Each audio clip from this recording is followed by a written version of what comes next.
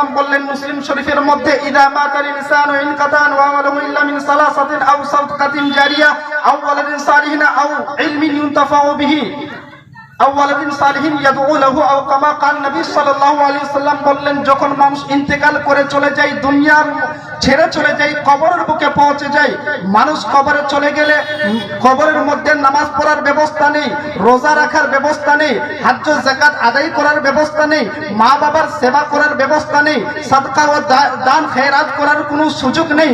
কবরে পৌঁছে গেলে আপনি কোনো রকমের নেক আমল করতে পারবেন না, ইবাদত করতে পারবেন না, আল্লাহর কাজ করতে পারবেন না। আপনি কবরে পৌঁছে গেলে কোনো রকমের আপনি আমল, নেক আমল করতে পারবেন না। আজিজানে গ্রামী, ঠিক তেমন কবরে পৌঁছে গেলে কবরে থেকে আপনি কোনো গুনাহ করতে পারবেন না, আল্লাহর নারাজগির কাজও করতে পারবেন না। কিন্তু নবী সাল্লাল্লাহু আলাইহি ওয়াসাল্লাম বললেন, মানুষ দুনিয়া থেকে ইন্তেকাল করে যদি কবরের বুকে পৌঁছে যায়, কিছু কিছু এমন আমল আছে, কিছু কিছু এমন কাজ আছে, যে কাজগুলো যদি মানুষ দুনিয়া থেকে করে কবরের বুকে চলে যায়, তাহলে কবরে চলে যাওয়া সময় এবং কি কিয়ামত পর্যন্ত ওই মানুষ নেকি পেতেই থাকবে। আপনারা সোচেন, সর্বপ্রথম হলো সাদকায়ে জারিয়া, এমন কাজ করে গেছেন যেই কাজের কারণে মানুষ লাভবান হচ্ছে, সেই কাজ থেকে মানুষ লাভ অর্জন করছে। যেমন আপনি মসজিদ বানিয়ে গেছেন, মসজিদে টাকা দান করে গেছেন, কিয়ামত পর্যন্ত আপনি টাকা দান করে দুনিয়া থেকে কবরে চলে গেছেন, কিয়ামত পর্যন্ত মসজিদে নামাজ আদায় করা হবে। যতগুলোই মানুষ কিয়ামত পর্যন্ত নামাজ আদায় করবে, আপনি মসজিদে ভাগ দান হওয়ার কারণে, মসজিদে টাকা দান করার কারণে যতদিন কবরে থাকবেন নেকি পেতেই থাকবেন। সেম আপনি মাদ্রাসায় টাকা দান করেছেন, সিমেন্ট দিয়েছেন, বালি দিয়েছেন, পাথর দিয়েছেন, ইত্যাদি জিনিস দিয়ে মাদ্রাসাকে তৈরি করেছেন।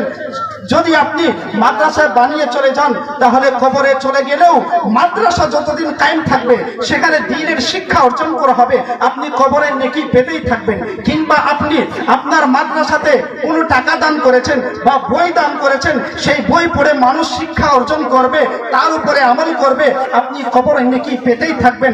সেম আপনি যদি আপনার গ্রামে কোনো শিক্ষা অর্জন করার যদি ব্যবস্থা না থাকে, আপনি যদি একটা মক্তব বানিয়ে দেন, তবুও ওই মক্তবে যতগুলো মানুষ কায়দা পড়বে, আম্মা পারা পড়বে, কোরআন শরীফ পড়বে, নামাজ, রোজা, হজ্জ, যাকাতের মাসলা মাসাইল শিখবে, যতদিন পর্যন্ত ওই মক্তবের মধ্যে ইসলামের আলোচনা হবে, ততদিন পর্যন্ত আপনি কবরের মধ্যে নেকি পেতেই থাকবেন। আজিজানি গ্রামী, আপনাদের গ্রামে, এই টেপাগা গ্রামে মক্তব আছে কি নাই জানি না, মক্তব আছে আলহামদুলিল্লাহ। যদি মক্তব থাকে, সেই মক্তবটিকে আপনারা অবশ্যই অবশ্যই আরো ভালো করার চেষ্টা করবেন, এবং কি তার সাথে সাথে পারলে তার সাথে মেয়েদের শিক্ষার জন্য কোনো আলিমারও ব্যবস্থা করবেন যদি পারেন। আজিজানি গ্রামী, এইরকম নেক কাজ করলে আপনি কবরে চলে গেলেও নেকি পেতেই থাকবেন। হযরতে গ্রামী, এইরকম করে এই সমস্ত কিছু হচ্ছে সাদকায়ে জারিয়া। সাদকায়ে জারিয়া এমন আমল আপনি দুনিয়া থেকে করে গেছেন, যার কারণে মানুষ ওই কাজ থেকে লাভবান হচ্ছে, নেকি পাচ্ছে। যারা নেকি পাবে, তার সমতুল্য আপনিও কবরের মধ্যে নেকি পেতেই থাকবেন। আজিজানি গ্রামী, এটা তো একটা শুনে নিলেন। আর এই সাদকায়ে জারিয়া আমরা সবাই শুনতে এসেছি, কিন্তু আজকে আমি আপনাদেরকে বলবো, একটা আছে সাদকায়ে জারিয়া, আরেকটা আছে গুনাহে জারিয়া। আরেকটা কি? গুনাহে জারিয়া। যদি আপনি নেক আমল, এমন আমল করে গেছেন যে আমলটি জারি থাকবে, কন্টিনিউয়াস থাকবে, সেটা চলতেই থাকবে, তাহলে তো আপনি কবরে নেকি পেতেই থাকবেন। কিন্তু আপনি যদি এমন কাজ করে গেছেন, গুনাহের কাজ, যেই কাজটি আপনি আরম্ভ করেছেন, কিংবা সেই গুনাহের সাপোর্ট করার কারণে কিয়ামত পর্যন্ত যদি ওই গুনাহ করা হয়, আপনি কবরে গুনাহ পেতেই থাকবেন। যেমন আপনাকে বলি, কোন ব্যক্তি যদি মেলা লাগায়, তাহলে মেলা লাগানোর কারণে কিয়ামত পর্যন্ত কিংবা যতদিন ওই মেলা থাকবে, সেই মেলার মধ্যে ছেলে মেয়ে একসাথে মিলে বাজার করতে যাবে, মার্কেটিং করতে যাবে, মেলা যাবে, সেখানে ছেলে মেয়ে একসাথে মিলে গল্প করবে, কিংবা আরো অন্যান্য গুনাহের কাজ করবে, এবং কি যত রকমের ওই মেলার মধ্যে গুনাহের কাজ হবে। আপনি যদি টাকা দান করে যান মেলার মধ্যে, কিংবা আপনি যদি ওই মেলাকে বানানোর জন্য সমর্থন করেন, আপনি যেমন ভাবে হোক এই দুনিয়া থেকে চলে যাবেন, তাহলে যতদিন পর্যন্ত ওই মেলা থাকবে আপনি কবরে গুনাহাকে পেতেই থাকবেন। ঠিক তেমন যদি কোনো ব্যক্তি এই দুনিয়ার মধ্যে শরাবখানা বানিয়ে চলে যায়, ব্যবসাখানা বানিয়ে চলে যায়, কিংবা এমন গুনাহের কাজ করে চলে গেছে যেটি আপনি করে যাওয়ার কারণে কিয়ামত পর্যন্ত যদি ওই গুনাহের কাজ হয়, আপনি কবরের মধ্যে গুনাহ পেতেই থাকবেন। আজিজানে গ্রামী, সেই গুনাহে জারিয়ার মধ্যে একটি গুনাহের মধ্যে আমাদের মধ্যে বেশিরভাগ মানুষ লিপ্ত আছে, সেই গুনাহের মধ্যে পড়ে আছে, সেটা হলো সোশ্যাল মিডিয়ার গুনাহ।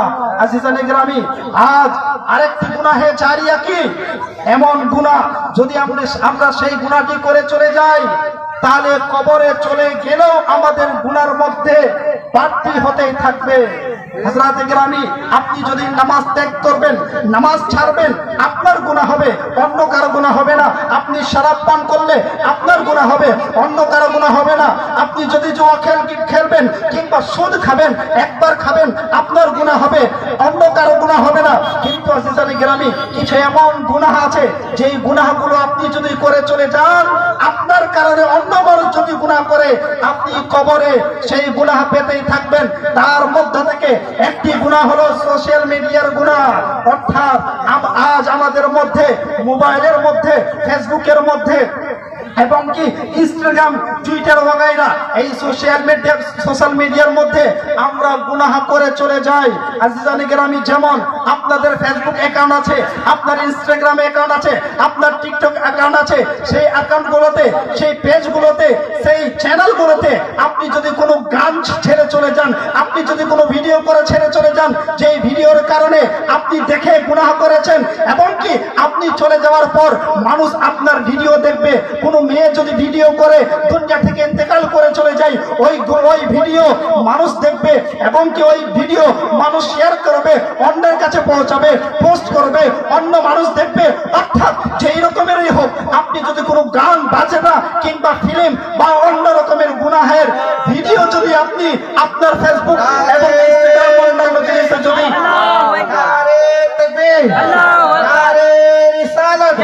হযরত আল্লামা মাওলানা মুফতি ইউনূস আলম আশরাফী, নারে তাকবীর, নারে রিসালাত। আজিজানে গ্রামী,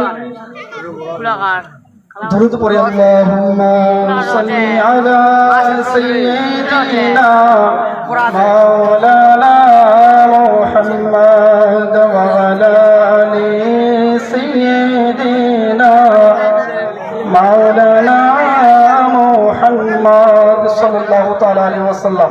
হযরতে গ্রামী, একটু মনোযোগ দিয়ে শুনবেন, আমি বুঝাতে চাইছি কি, বুঝাতে এটাই চাইছি, আপনি যদি আপনার মোবাইলের কোনো রকমের গান বাজনা ছেড়ে দুনিয়া থেকে ইন্তেকাল করে চলে যান, আপনার ভিডিও যতদিন মানুষ এই দুনিয়াতে দেখবে, আপনি তো গুনাহ করে গেছেন, যারা গুনাহ করবে তার সমতুল্য আপনি কবরে চলে গেলেও গুনাহ পেতেই থাকবেন। এটা কিন্তু সহজ ব্যাপার না। নিজে গুনাহ করেছেন, এইরকম যদি ব্যবস্থা, আপনারা সবাই নিজের ফেসবুক, ইনস্টাগ্রাম ইত্যাদির অ্যাকাউন্টগুলো চেক করবেন। যদি কোনো মেয়ের ছবি থাকে কিংবা ভিডিও থাকে কিংবা নাচ গান বাজনা থাকে, আপনার যতদিন পর্যন্ত ভিউজ বাড়বে, মানুষ দেখবে, আপনি কবরে চলে গেলেও কিন্তু গুনাহ বাড়তেই থাকবে। হযরতে গ্রামী, কারণ হচ্ছে আজ আমাদের সমাজের মধ্যে দেখা যায় অনেক মেয়ে নিজের ফটো আপলোড করে এবং কি নাচ করে, ডান্স করে মোবাইলের মধ্যে ছাড়ে দিয়ে এই দুনিয়া থেকে চলে যায়। আজিজানে গ্রামী, অনেক মেয়ে দেখবেন প্রথমে কি করবে, আমাদের মধ্যে এইরকম সিস্টেম ছিল না, ধীরে ধীরে এগুলো বাড়ছে। কেমন করে? প্রথমে মানুষ নিজের ফেস দেখাবে না, অন্যরকম করে গান বাজনা করে ছাড়বে, ডান্স করে ছাড়বে, তারপরে হয়তো আরেকটু নিজের চোখ দেখা দিবে, আরেকটু নিজের মুখ দেখা দিবে। এমন করতে করতে বেহায়া নির্লজ্জা হয়ে মানুষের সামনে ডান্স করে মোবাইলের মধ্যে ছাড়ে দিয়ে এই দুনিয়া থেকে চলে যায়। তখন আপনি যতই সেই মেয়েকে পালন করেন, যতই মানা করেন, সে আর কিছু কেয়ার করে না। কারণ নবী সাল্লাল্লাহু তাআলা আলাইহি ওয়াসাল্লাম বলেছেন, আল হায়া ওয়াল ঈমান মা। নবী সাল্লাল্লাহু তাআলা আলাইহি ওয়াসাল্লাম বললেন, মানুষের লজ্জা, শরম এবং ঈমান এক সঙ্গে থাকে। যখন মানুষের মন থেকে, অন্তর থেকে, মানুষের ভিতর থেকে হায়া চলে যায়, লজ্জা শরম চলে যায়, তার সাথে সাথে ঈমানও কখন যে চলে যায় মানুষ টের পায় না। এই জন্য দেখবেন, যখন সেই বেটিকে, সেই মেয়েকে, সেই বোনকে আপনি বোঝাবেন, এভাবে আপনি ভিডিও করে ছাড়লে আপনার গুনাহ হবে, সে আপনার আর কিছু কথা কেয়ার করে না।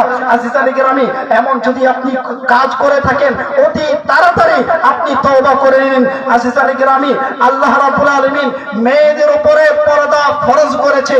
কতটা পর্দা ফরজ করেছে?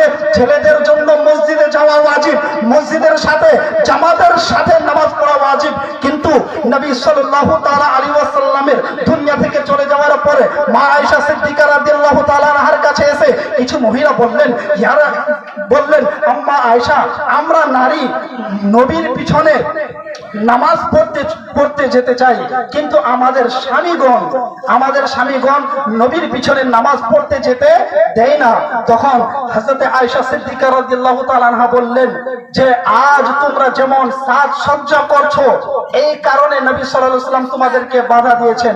অর্থাৎ কিংবা নবী সাল্লাল্লাহু আলাইহি ওয়াসাল্লামের চলে যাওয়ার পর আম্মা আয়েশা রাদিয়াল্লাহু তাআলা আনহা বললেন, তোমরা যেমন বেহায়া হয়ে গেছো, কিংবা যেমন তোমাদের কাছ থেকে পর্দা দূরে চলে যাচ্ছে, এই জন্য তোমাদেরকে মসজিদে যাওয়া বারণ করে দেওয়া হয়েছে। অর্থাৎ মেয়েদের জন্য মসজিদে যাওয়া চলবে না, জামাতের সাথে নামাজ পড়া চলবে না। আমি আপনাদেরকে বলতে চাই, একজন মাকে, একজন বোনকে যদি নবী সাল্লাল্লাহু তাআলা আলাইহি ওয়াসাল্লাম মসজিদ যেতে বারণ করে, তাহলে সেই মেয়ে বেপর্দা হয়ে আপনার মোবাইলে ডান্স কিভাবে করতে পারে, মার্কেটে ঘুরতে কিভাবে যেতে পারে, মেলায় ঘুরতে কিভাবে যেতে পারে? আজিজানে কেরামি, নবী সাল্লাল্লাহু তাআলা আলাইহি ওয়াসাল্লাম বলেছেন, আবগাযুল বিলাদ ইলাল্লাহি মাসাজিদুহা, এই দুনিয়ার মধ্যে যতগুলো জায়গা আছে তার মধ্যে সবথেকে সুন্দর জায়গা হলো মসজিদ। সেই মসজিদ থেকেও নারীদেরকে নবী সাল্লাল্লাহু তাআলা আলাইহি ওয়াসাল্লাম যেতে বারণ করে দিয়েছেন। এবং কি নবী সাল্লাল্লাহু তাআলা আলাইহি ওয়াসাল্লাম বলেছেন, মেয়ে মানুষ কোনো মাজারে গিয়েও ভিড় করতে পারবে না, মেয়ে মানুষ কোনো মাজারে গিয়ে জিয়ারত করতে পারবে না। নবী সাল্লাল্লাহু আলাইহি ওয়াসাল্লাম বললেন, লাআনা রাসূলুল্লাহ সাল্লাল্লাহু আলাইহি ওয়াসাল্লাম যায়রাতুল কুবুর। নবী সাল্লাল্লাহু তাআলা আলাইহি ওয়াসাল্লাম নিজেই মহিলাদেরকে মাজার জিয়ারত করতে বারণ করে দিয়েছে। আজিজানে কেরামি, আজ আপনার মেয়ে যদি মসজিদ যেতে না পারে, মাজার যদি যেতে না পারে, যদি আপনার মেয়ে বেহায়া হয়ে বেপর্দা হয়ে জালসায় যদি না যেতে পারে, আপনার মেয়েকে আপনি মেলায় ঘুরতে কিভাবে পাঠাচ্ছেন? আপনার মেয়েকে আপনি বাজার ঘুরতে কিভাবে পাঠাচ্ছেন? আজিজানে কেরামি শুনেন, আপনার মেয়েকে, আপনার স্ত্রীকে, আপনার বোনকে যদি আপনি কন্ট্রোল না করতে পারেন, আপনি যদি আপনার মেয়েকে পর্দাশীল না করতে পারেন, তাহলে শুনুন, আপনি ছেলেদেরকে নবী সাল্লাল্লাহু তাআলা আলাইহি ওয়াসাল্লাম বলেছেন, যে ব্যক্তি নিজের বোনকে কন্ট্রোল করবে না কিংবা কন্ট্রোল করার চেষ্টা করবে না, নিজের স্ত্রীকে কন্ট্রোল করবে না কিংবা কন্ট্রোল করার চেষ্টা করবে না, তাহলে সেই পুরুষ হবে দায়ুস, সেই পুরুষ হবে কাপুরুষ, সেই ব্যক্তি অবশ্যই জাহান্নামে যাবে, সে কোনোদিন জান্নাত যেতে পারবে না। এই জন্য আজিজানে কেরামি, আপনার মা, আপনার বোন যদি বেহায়া হয়ে যদি রাস্তায় ঘোরাফেরা করে, সে তো জাহান্নামে যাবেই যাবে। আপনাদেরকে, বাবাকেও নিয়ে যাবে, আপনার ভাইকেও নিয়ে যাবে, স্বামীকেও নিয়ে যাবে। এই জন্য নিজের মা বোনদের আপনি রক্ষা করুন, তাদের হেফাজত করুন। হযরতে কেরামি, এই জন্য এই আজকে যতগুলো মা বোন এই মেহফিলের মধ্যে এসেছেন, মেয়েরা যদি মসজিদ না যেতে পারে, মাজার যদি রাতে যেতে পারে, জালসায় আসতে পারবে কি পারবে না? হযরতে কেরামি শুনুন, জালসা যেতে পারবে অবশ্যই, কিন্তু তার কিছু শর্ত রয়েছে। একটি মেয়ে মানুষ যদি জালসায় যেতে চায়, সর্বপ্রথম তার নিয়ত পরিষ্কার রাখতে হবে। এবং ছেলেরাও যদি জালসা যেতে চায়, তাহলে নিজের মনকে পরিষ্কার রাখতে হবে, নিয়তকে ক্লিয়ার রাখতে হবে। কারণ নবী সাল্লাল্লাহু আলাইহি সাল্লাম বলেছেন, ইন্নামাল আমালু বিন্নিয়াত, মানুষের আমল নির্ভর করে নিয়তের উপরে। যেই নিয়তে আপনি জালসায় যাবেন, তেমন আপনাকে আজর এবং গুনাহ দেওয়া হবে। আপনি যদি জালসা শোনার জন্যই যাবেন, অবশ্যই যেতে পারেন, নেকি পাবেন।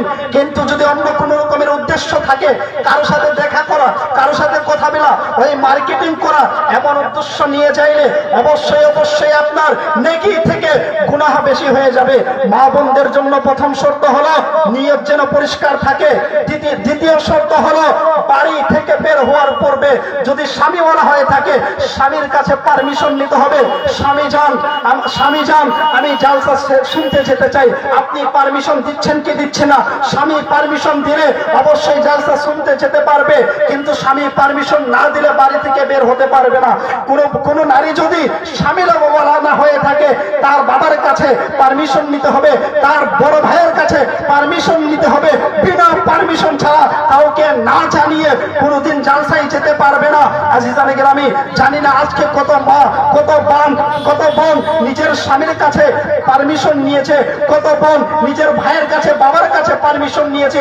যদি পারমিশন না নিয়ে থাকেন তাহলে অবশ্যই কালকে বাবা মা কিংবা স্বামীর কাছে গিয়ে ক্ষমা চাইবেন। ক্ষমা, স্বামীর পারমিশন ছাড়া আপনি মসজিদ যেতে পারবেন না, মাদ্রাসা যেতে পারবেন না, জালসাও যেতে পারবেন না, অর্থাৎ বাড়ি থেকে বের হতেই পারবেন না। এটা হলো দ্বিতীয় শর্ত। স্বামী কিংবা বাবা কিংবা যে কোনো গার্জেনের পারমিশন নিয়ে আপনাকে জালসায় যেতে হবে। তার সাথে সাথে আরেকটি শর্ত হলো নারীকে পর্দাশীল হয়ে জালসায় যেতে হবে। পর্দাশীল হয়ে, এবং কি মাথা থেকে পা পর্যন্ত যেন নারী মানুষের সবকিছু ঢাকা থাকে।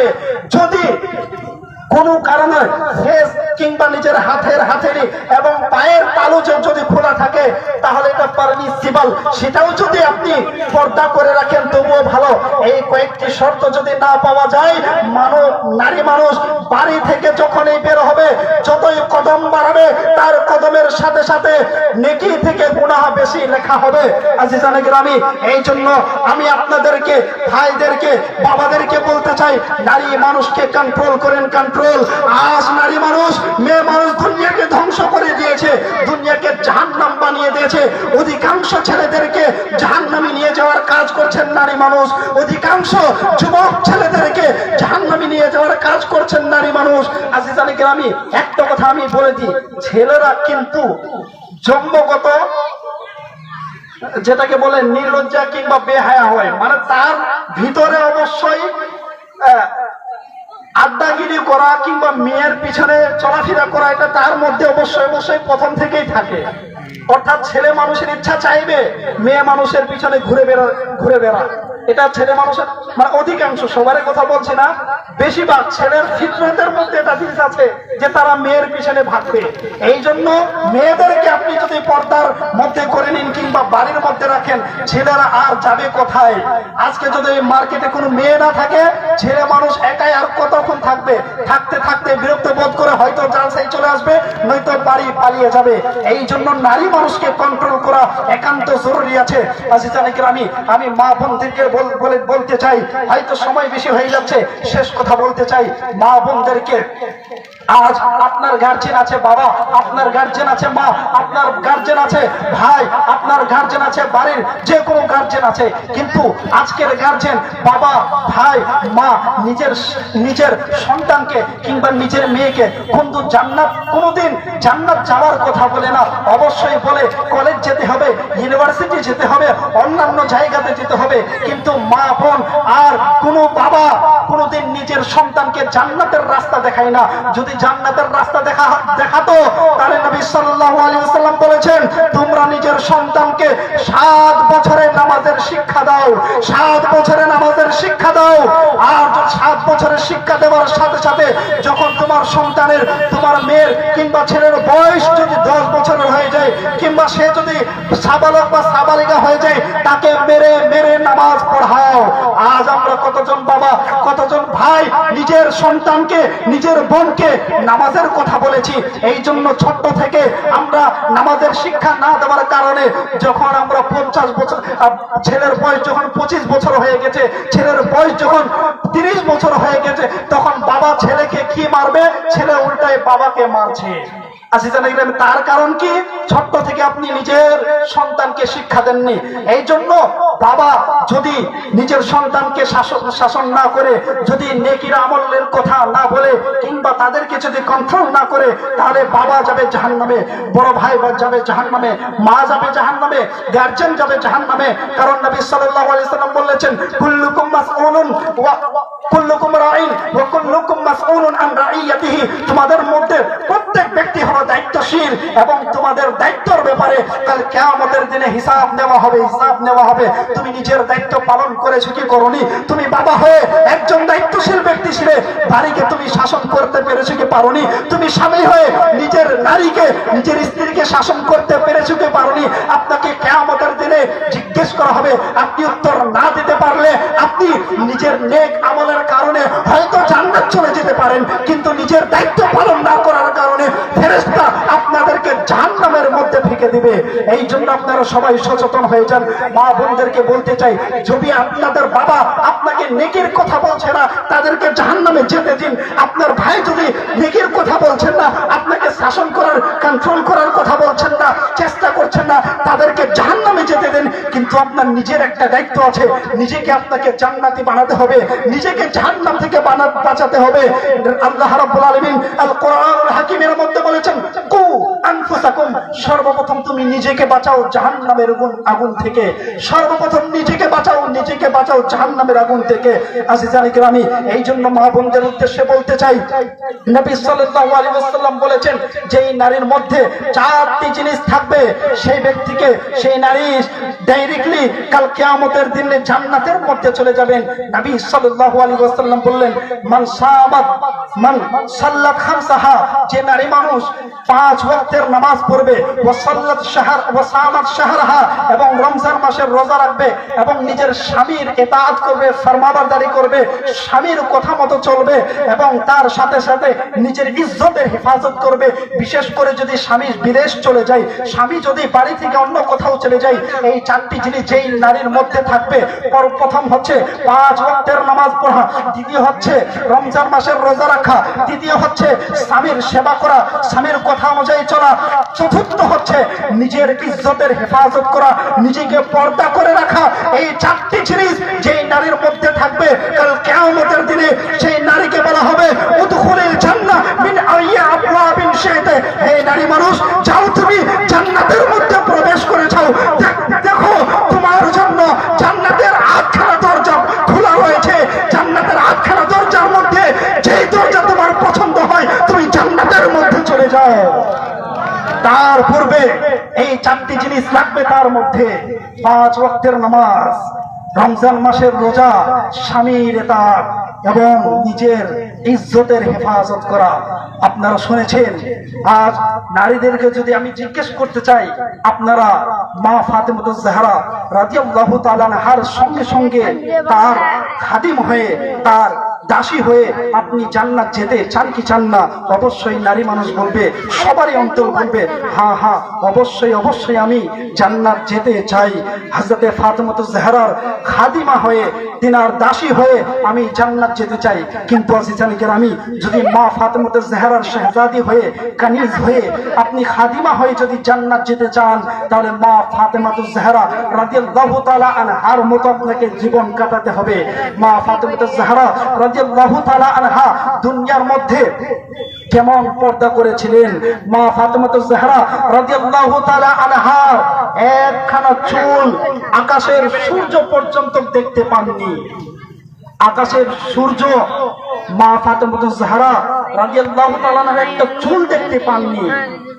আজ আপনি কেমন নারী, কেমন মা, কেমন বোন, আপনি ডান্স করে, ভিডিও করে মানুষের সামনে বেহায়া হয়ে আপনি ভিডিও ছাড়ছেন, বেপর্দা হয়ে মানুষের সামনে ঘোরাফেরা করছেন। অনেক মা বোনেরা দেখবেন বুরকাশীল হয়ে গেছে, বুরকা পরনেওয়ালা হয়ে গেছে, কিন্তু দেখবেন বুরকার ভিতরে মোবাইলে কথা বলছে।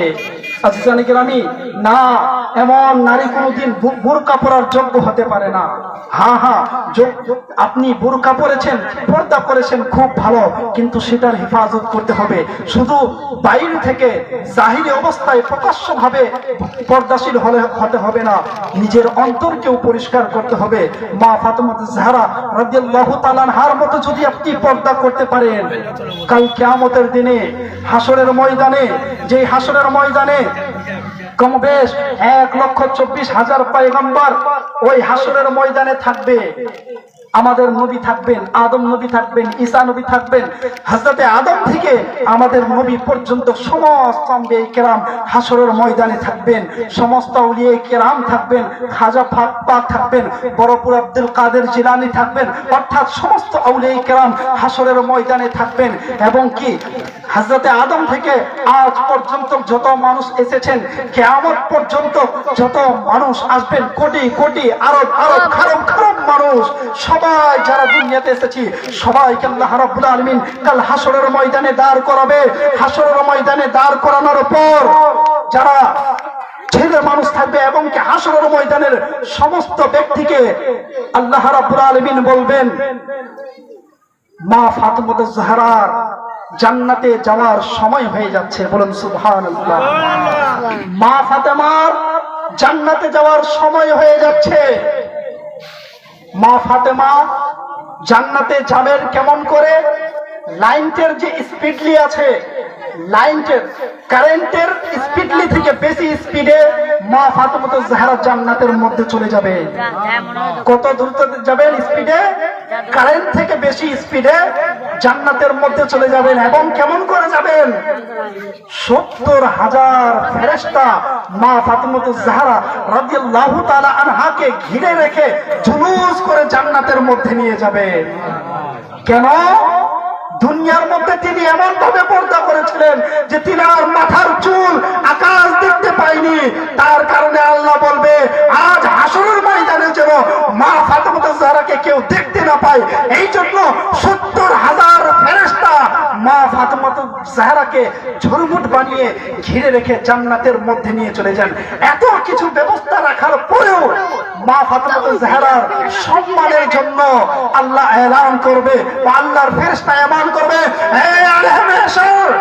মেশরের মানুষ, তোমরা নিজের মাথাকে, নিজের চক্ষুকে, নিজের দৃষ্টিকে নত করে নাও, নবীর বেটি মা ফাতেমা জান্নাতে চলে যাবে। আচ্ছা জানি কি আমি এত ব্যবস্থা রাখার পরেও সবাইকে বলবে তোমরা নিজের মাথাকে নত করে নাও, মা ফাতেমাতুজ জাহরা জান্নাতে যাবে। এই জন্য জানি কি আমি আপনাদেরকে বলতে চাই, এই দুনিয়ার জিন্দেগি 2 দিনের জিন্দেগি। ইন্নাল্লাহা লা ইয়ানজুরু ইলা সুওয়ারিকুম ওয়ালাকিন ইয়ানজুরু ইলা কুলুবিকুম। আল্লাহ তোমাদের সৌন্দর্য দেখেন না, তোমাদের ফেস দেখেন না, তোমাদের চেহারা দেখেন না। হতে পারে কেউ কালো, হতে পারে কেউ সাদা, হতে পারে কেউ গোরা, হতে পারে কেউ দাড়িওয়ালা, হতে পারে কেউ বেদাড়িওয়ালা, অনেক রকমের মানুষের চেহারা থাকতে পারে। ইন্নাল্লাহা লা ইয়ানজুরু ইলা সুওয়ারিকুম, কিন্তু আল্লাহ তো তোমাদের চেহারা দেখে না। তোমরা সৌন্দর্য নিয়ে করবে কি, বিউটি নিয়ে করবে কি, গোরা হয়ে ফর্সা হয়ে করবে কি? ওয়ালাকিন ইয়ানজুরু ইলা কুলুবিকুম, কিন্তু আল্লাহ তোমাদের অন্তরকে দেখে তোমরা নিজের অন্তরকে পরিষ্কার করতে পেরেছো কি পেরোনি? নিজের অন্তরের মধ্যে মা ফাতেমাতুজ জাহরার ভালোবাসা ঢুকাতে পেরেছো কি পারোনি?